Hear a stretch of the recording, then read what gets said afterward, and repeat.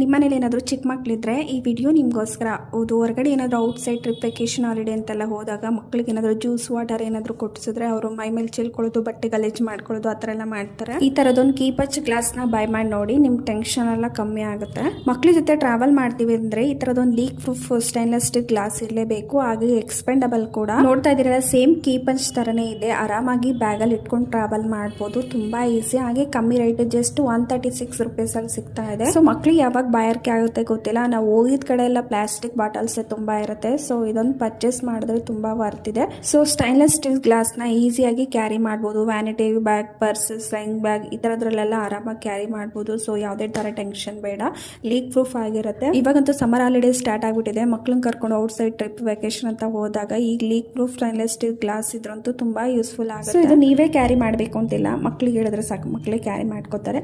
So ತುಂಬಾನೇ ಇಷ್ಟ ಆಯಿತು ಈ ಪ್ರಾಡಕ್ಟ್ ಅಂತೂ. ಔಟ್ಸೈಡ್ ಮಕ್ಕಳನ್ನ ಏನಾದರೂ ಕರ್ಕೊಂಡು ಹೋಗ್ತೀರಾ ಅಂದರೆ ತುಂಬ ಯೂಸ್ಫುಲ್ ಆಗುತ್ತೆ. ಸೊ ಲಿಂಕ್ ಏನಾದರೂ ಬೇಕಾದ್ರೆ ನನ್ನ ಫಾಲೋ ಮಾಡ್ಕೊಂಡು ಲಿಂಕ್ ಅಂತ ಕಮೆಂಟ್ ಮಾಡಿ, ಅಥವಾ ಸ್ಟೋರಿ ಎಲಿಟ್ಸ್ ಲಿಂಕ್ ಹಾಕಿರ್ತೀನಿ, ಚೆಕ್ ಮಾಡಿ. Thank you.